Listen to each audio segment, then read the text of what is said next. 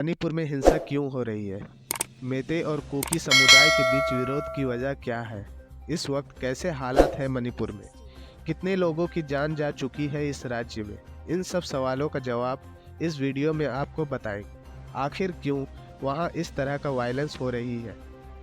3 महीने से ज़्यादा हो गई है मणिपुर में हिंसा थमने का कोई नाम नहीं ले रही, बल्कि वक्त बीतने के साथ और भी दिल दहला देने वाली तस्वीर सामने आ रही।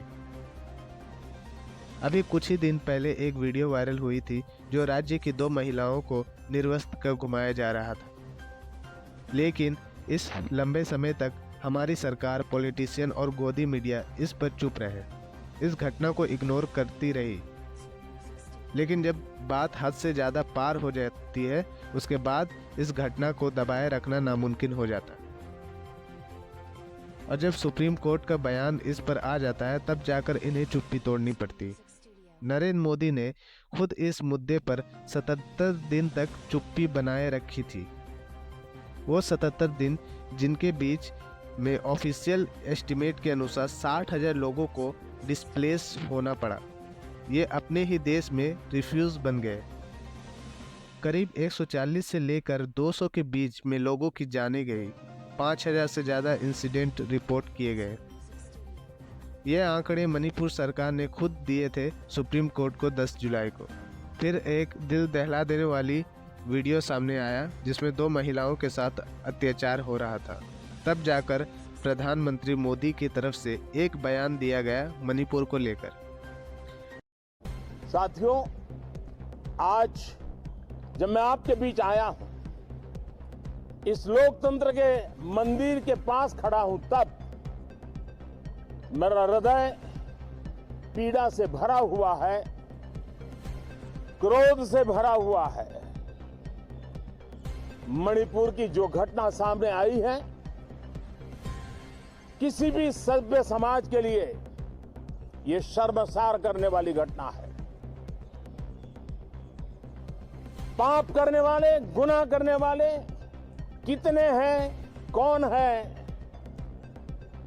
वो अपनी जगह पे है, लेकिन बेइज्जती पूरे देश की हो रही है।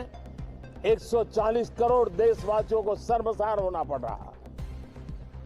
मैं सभी मुख्यमंत्रियों से आग्रह करता हूं कि वे अपने राज्य में कानून व्यवस्था को और मजबूत करें, खास करके हमारी माताओं बहनों की रक्षा के लिए कठोर से कठोर कदम उठाएं। घटना चाहे राजस्थान की हो, घटना चाहे छत्तीसगढ़ की हो, घटना चाहे मणिपुर की हो, इस देश में, हिंदुस्तान के किसी भी कोने में, किसी भी की राज्य सरकार में राजनीतिक वाद विवाद से ऊपर उठ करके कानून व्यवस्था का महात्मा, नारी का सम्मान, और मैं देशवासियों को विश्वास दिलाना चाहता हूं, किसी भी गुनहगार को बख्शा नहीं जाएगा। कानून अपनी पूरी शक्ति से, पूरी सख्ती से एक के बाद एक कदम उठाएगा। अभी भी जब तक सरकार मणिपुर की बात करते हैं तो वहाँ अबॉर्टिज्म की लेकर करते हैं। कहते हैं मणिपुर के बारे में क्यों बोल रहे हैं?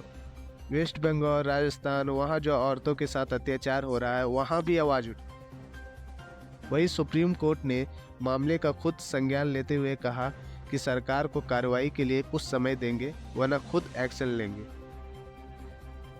वैसे भौगोलिक आधार पर मणिपुर को 2 हिस्सों में बांटा जा सकता है। एक हिस्सा राजधानी इम्फाल वाला, जो प्रदेश के कुल क्षेत्रफल का केवल 10% है, लेकिन यहाँ आधी से ज़्यादा आबादी रहती है। दूसरा हिस्सा पहाड़ी इलाके, जहाँ ज़्यादातर जनजाति का वास है। इम्फाल घाटी में मेते समुदाय के लोग रहते हैं और वे अधिकतर हिंदू हैं। दूसरी ओर जनजाति में अधिकतर नागा और कुकी प्रमुख है। मणिपुर के बारे विस्तार से समझाया जाए तो मणिपुर में टोटल 16 जिले हैं, लेकिन पूरा राज्य 2 हिस्सों में बटा हुआ है। पहला इम्फाल घाटी, दूसरा पहाड़ी जिले। इम्फाल घाटी में मेते के लोगों की संख्या सबसे ज़्यादा है। वही पहाड़ी जिलों में नागा और कुकी जनजाति की आबादी सबसे ज़्यादा है। विशेष तौर पर 4 पहाड़ी जिलों में कुकी समुदाय के लोग का राज मणिपुर की आबादी लगभग 28 लाख है। इसमें मेते समुदाय के लोग लगभग 53% है। मणिपुर का लगभग 10% इलाका इन्हीं लोगों के कब्जे में है। वहीं कुकी समुदाय की आबादी लगभग 30% है। इसी समुदाय ने मेते समुदाय को आरक्षण देने का विरोध करते हैं।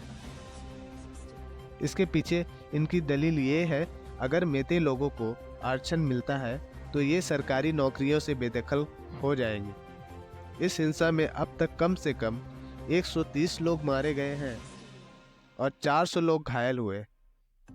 हिंसा को रोकने के लिए सेना, अर्धसैनिक बलों और पुलिस के संघर्ष के कारण 60,000 से अधिक लोगों को अपने घरों से दूसरे जगहों पर जाने के लिए मजबूर होना पड़ा। इन झगड़ों के दौरान समुदायों ने कई जगहों पर तोड़फोड़ की और पुलिस थानों से हथियार भी लूट लिए गए। हिंसक झड़प के दौरान सैकड़ों चर्च और 1 दर्जन से अधिक मंदिरों को भी तोड़ दिया गया और कई गांवों में आग भी लगा दी गई। मणिपुर में 3 मई से हिंसा की शुरुआत हो चुकी थी। मणिपुर में 3 मई को मेते और कुकी जनजाति के बीच हिंसा शुरू हुई थी। दरअसल मणिपुर में मेते समाज की मांग है कि उसको कुकी की तरह राज्य में एसटी का दर्जा दिया जाए। मणिपुर में जो मेजॉरिटी ग्रुप है वो मेते है। कुकी या नागा जैसे दूसरे ट्राइबल्स ग्रुप भी है जो माइनॉरिटी में आते हैं। मेते ज़्यादातर मैदानी इलाकों में रहते हैं और बाकी आदिवासी समुदाय पहाड़ी इलाकों में रहते हैं। अगर मेते समुदाय को एसटी स्टेटस मिल जाता है तो उनकी पहुंच पहाड़ी इलाकों में बढ़ जाएगी। कुकी जनजाति भारत के मणिपुर और मिजोरम राज्य के दक्षिण पूर्वी भाग में एक जनजाति समूह है। कुकी भारत, बांग्लादेश और म्यांमार में पाए जाने वाले कई पहाड़ी जनजातियों में से एक है। उत्तर पूर्व भारत में अरुणाचल प्रदेश को छोड़कर वे सभी राज्यों में मौजूद है। टाइम्स ऑफ इंडिया की रिपोर्ट के मुताबिक 4 मई को जिन महिलाओं को निर्वस्त्र कर घुमाया गया था उन पर यह हमला पिछली रात को हुई। बवाल की एक प्रतिक्रिया थी। दरअसल 3 मई में मणिपुर में हिंसा की शुरुआत हुई थी। इस दौरान हमलावर लगातार कई गांवों में घूमते रहे। तभी उन्होंने फिनोम गांव की 2 महिलाओं को पकड़ा और उनके कपड़े उतार कर परेड करवाए। इसके पीछे का कारण किसी भी तरह की फर्जी वीडियो नहीं था। आशा करता हूँ वीडियो आपको काफ़ी ज़्यादा पसंद आई होगी। मिलते हैं नेक्स्ट वीडियो में। जय हिंद।